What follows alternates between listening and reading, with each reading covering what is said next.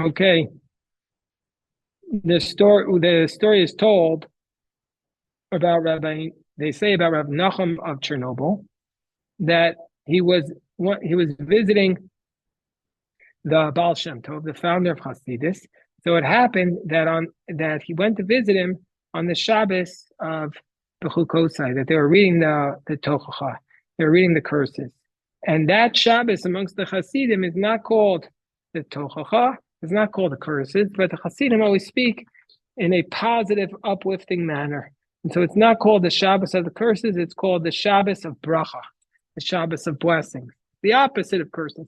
This Shabbos, by the way, in our yeshiva is a big Shabbos of bracha because I'm sponsoring the Kiddush in honor of the finishing of the Torah. So it's a Shabbos of bracha. So therefore, when Rav Nachum of Chernobyl went to the Baal Shem Tov and he was there that Shabbos, they gave him the Aliyah for the Tochacha. I already said that it's usually the practice that the person who gets the call to the Torah for that Shabbos is the Torah reader himself, not somebody else, because out of concern that maybe he's going to wish it as a curse upon him. So he was, at first, he was a little upset. The Rav Nachum of Chernobyl was a little upset that they gave him specifically this portion as an aliyah, the Baal Shem Tov. But what happened that Shabbos was the Baal Shem Tov himself was reading the Torah. And when he started to read this parsha, so the Baal Shem Tov was the Baal Koreh. And when the Baal Shem Tov started to read this parsha, Rav Nachum of Chernobyl felt that who was the one who was reading this? It was the man who understands illness and pain. And so therefore, with each one of his reading of each of the verses that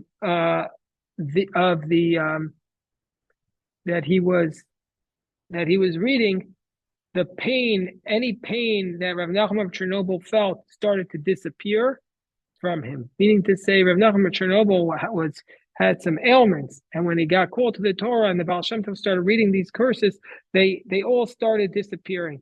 And so from each limb, it all disintegrated until he read it, and by the time he finished the portion, all the ailments had left. And this is the idea that if we actually had a similar idea in our Daf Yomi for today. Daf Yomi, what this Hasidic idea is saying is actually related to our Daf Yomi. I'll share the words as follows. That the Daf Yomi has the idea that, well, the Talmud says that you're not allowed to muzzle, the Torah says you're not allowed to muzzle an animal when it's eating. That's considered to be a violation of the Torah. If the ox is plowing the field, you can't put the muzzle on the ox so the ox can't eat. So the question becomes, okay, you're not allowed to muzzle the animal, but what about if you don't put the actual muzzle on the animal, but you just say to the animal, don't eat, meaning you're muzzling the animal with your mouth, with your words. You don't put a physical muzzle on it, but you just say, don't eat. Is that a violation of the prohibition? So it's a dispute in the Talmud between Rabbi Yochanan and Reish Lakish. Rabbi Yochanan says it is, Reish Lakish says it's not. Rabbi Yochanan says it is because he says, even though just what you're doing is your ma'akim es sefasav, you're just moving your lips, that's going to be considered an action. Just moving your lips is considered an action. And that's what we see from the Baal Shem Tov here, that he's just moving his lips. And that's considered like the curses came true, meaning to say that the way the Best dealt with these curses is just by saying them, that was a kapara, that was an atonement. Just the hearing of these curses was the atonement, and that was enough to take away the pain of the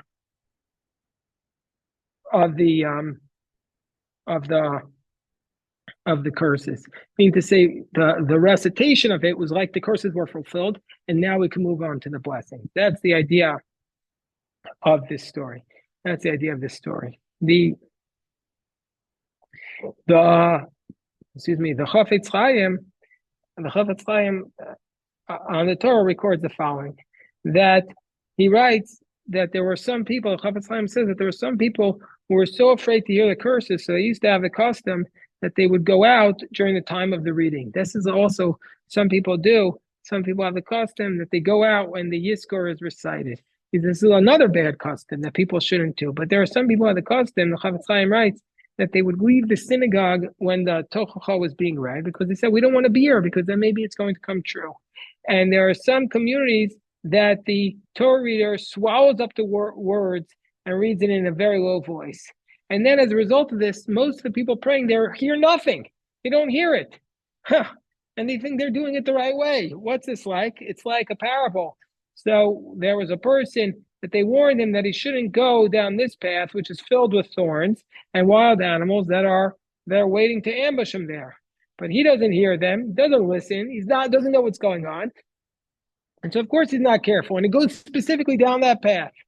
But there, while he says, I'm going to go down this path, he says, you know what I'm going to do to protect myself from this path? I'm going to cover my eyes so I don't see anything. He thinks that that's protecting him. No, he's already down that path. What he needs to do is open up his eyes so he can reverse his path and go back in the other direction.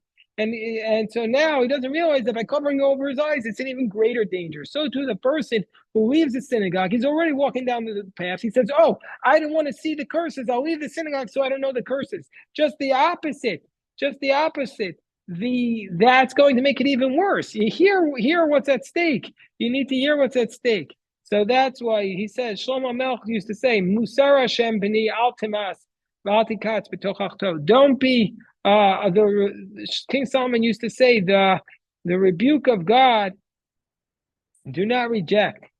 And don't be upset at the one who rebukes.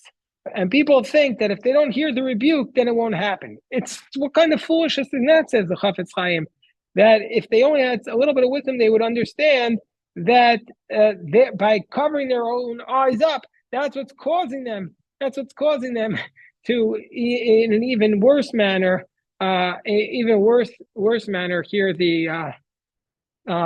become exposed to the dangers of the rebuke. This is the Chafetz Chaim on the reading of the Torah. So first of all, we're saying that it's called the Shabbas of Bracha, and we're saying that you have to read the Torah in a manner that people can hear and take it to heart. So now I'll just do a few explanations of the verse in Bechukotai if you walk in your ways. So the first is from the Sefer called Mincha Belula. He says, Im Bechukotai telecho, if you walk in my ways. And he says the word im, if, hints to all the exiles and the redemptions that were in the future going to be for the Jewish people, meaning to say as follows. It all comes down to the word im, which in Hebrew it means if, and it's spelled aleph mem. It's spelled aleph mem. That the im refers to, in Egypt we were called im. That's Aaron and Moshe. It stands for Aaron and Moshe. In Persia, in the exile in Persia, it's called im. It's Esther and Mordechai. In the future, it will be im. It's Eliyahu and the Mashiach, Eliyahu and the Messiah, and that's why it says, Eim habanim smecha. The mother of the children will rejoice. And so the verse is telling us that the redemption will only come to the Jewish people through guarding of the Torah. Im, the im b'chukotai telecha. You want the im is the redemption. That's only going to come through the guarding of the Torah,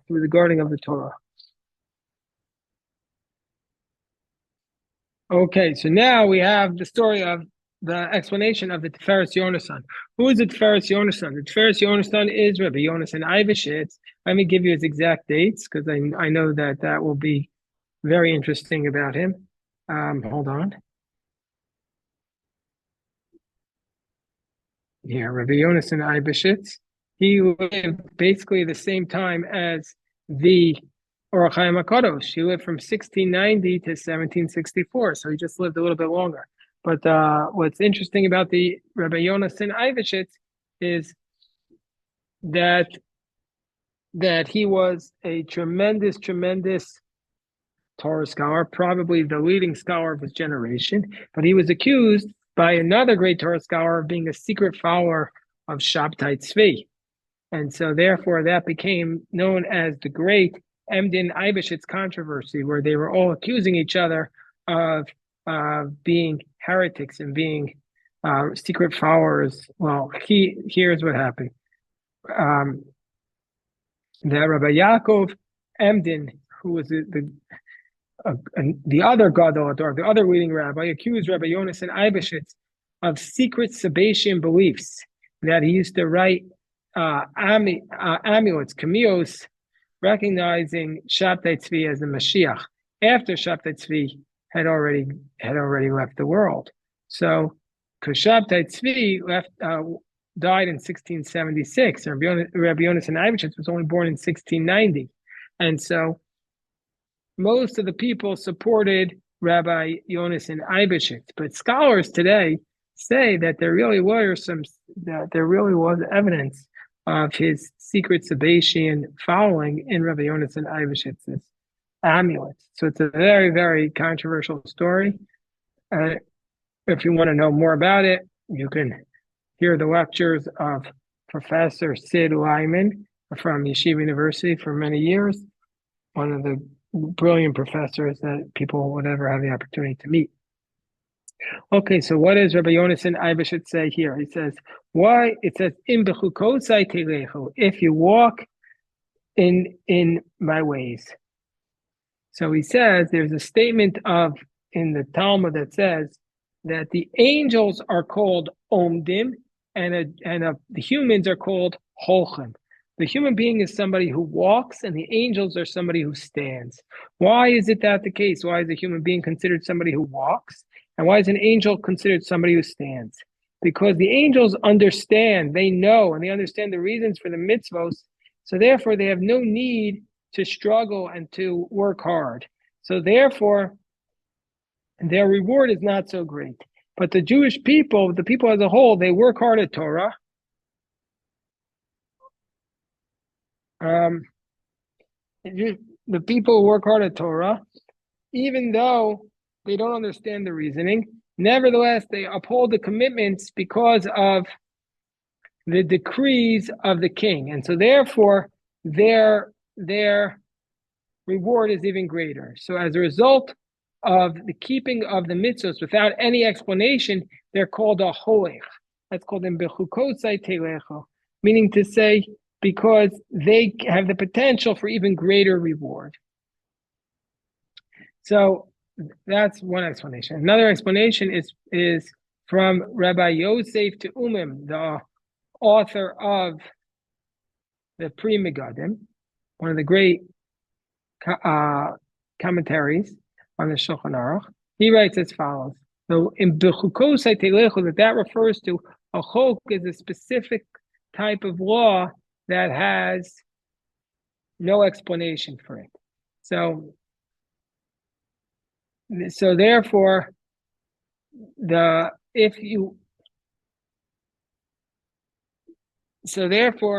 mitzvahs, which are these types of laws without reasoning, we can't explain them. Like they're unlike those commandments which make sense. Like, for example, the commandments about a king. The commandments that a king should not have too many wives or too much money or too many horses. Solomon violated these commandments because he relied upon his wisdom. But these commandments don't have any reason. And so therefore, he thought, I know better than it. And so therefore, he violated it. And so all of this is somebody who observes God and serves God out of awe. But somebody who serves God out of love, like a son that does not want to abandon his father even for 1 second because he doesn't want to diminish his love, he doesn't need these boundaries. And so therefore it's saying as follows. This is the explanation. If you walk in my ways and you guard my commandments without looking too closely, but just saying that this is what God says, and you don't look for any other reason, then under those circumstances, then Hashem will give you the ultimate blessings.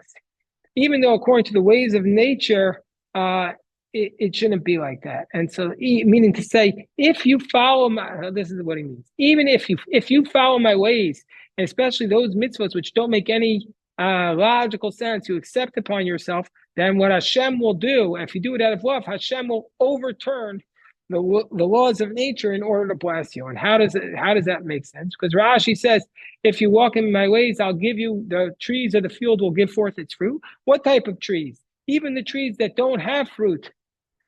Even the trees that don't have fruit, like for example, the trees that have no fruit. If you walk in the ways of God, God will bless it that they have fruit and they're going to be productive. Okay, so now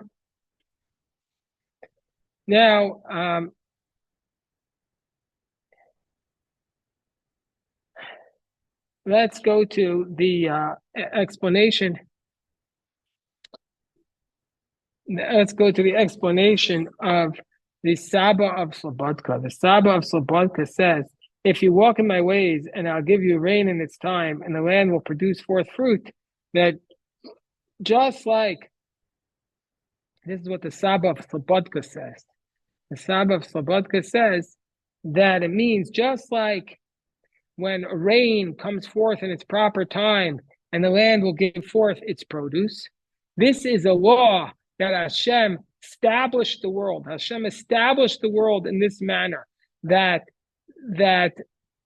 when rain comes down, the trees will grow. So too, it's an absolute law that if you walk in my ways, I will give the rain in its proper time.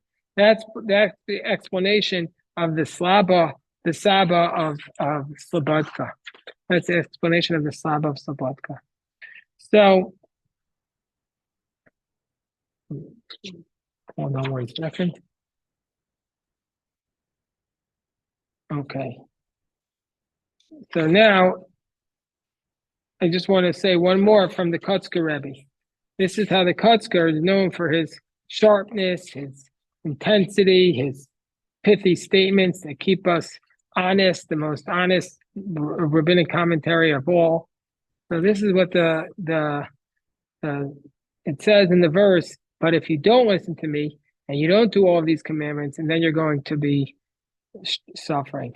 So Rashi says, if you don't listen to me, what does that mean? Liot amelin b'Torah. If you don't listen to me and you're not immersing yourself in the toil of Torah study. So what does the Kotzker Rebbe say about that? So he quotes the Gemara in Brachos. Gemara in Brachos 5b states, if a person sees that afflictions are coming upon him, he should yefas face b'masa. He should look within his own actions. But let's say he looks within his own actions and he doesn't find anything. Pishpeish v'lo matzah yitle b'bittul Torah. Pishpeish v'lo matzah. Let's say he looks and he doesn't find anything. He should assume that the reason why he's struggling is because he didn't study Torah. So first of all, remind me at the end that I'll tell you a joke about this that my grandfather always told me. But the Welt asks, says the Kotzker Rebbe, if you search and you didn't find anything, that implies that also the sin of not studying Torah he didn't find. So how could he say that the reason why he's being punished is because of the sin of not studying Torah? So rather we have to say that the reason why he's not finding anything is because of the sin of Bittul Torah, because he wasn't studying Torah. If he would have been studying Torah, he would have found the reason. But because he wasn't studying Torah, therefore he can't find the reason. That's what the Kotzker Rebbe says. But I'm going to tell you the joke that my grandfather said. Even though this is my grandfather, blessed memory, even his jokes, they just came from the pages of the Talmud. He always told jokes. So you had to know all of Shas to understand his jokes. You have to know Shas to understand his jokes. So it says, again, Imroa Adam, if a person sees that the afflictions are coming upon him, he should look at his actions. Pishpeish v'lo matzah, if he searched and he didn't find it, he should assume that it's because of not studying Torah. So my grandfather told me, I remember I was like 7 or 8 or 9, and told me this joke. He said that the man was coming in to be tested for his rabbinical examination, become called a rabbi. So he comes in And the way they had the test was they put all the fruits on the table, and he had to know which bracha, which blessing to make on which fruit in which order, which was closer to you. It was a very complicated setup. So they set it up for him. He says, "Oh, you know what? I have to go to the bathroom." So he said, he went out to the bathroom and he looked up the answer, and then comes back. But the rabbi who was giving the test had this idea that he was going to check, so he switched the fruits around in the meantime. So he comes back in and he sees that they're there again. And so he says, "Oh, I have to go to the bathroom again." Goes to the bathroom again to look up the answer this time. But the rabbi who's giving the test said, "Oh, I have to move it around again in order to understand it, in order to test you." So he moved the fruits around, and then guy comes back in. This is now the third time. He's like, "Okay, what's the answer?" He says, "Oh, let me go to the bathroom again." And now this was my grandfather's. The way he told me, he says, "No, pish v'lo matzah yitleb b'bittul Torah," meaning to say there's a pun on the word pish, coming to search. But my grandfather was saying, "You go in the bathroom, pish v'lo matzah." You still didn't find the answer. It's because you haven't been studying Torah. Anyway, it's you have to know the Shas to understand my grandfather's joke, but that's the type of man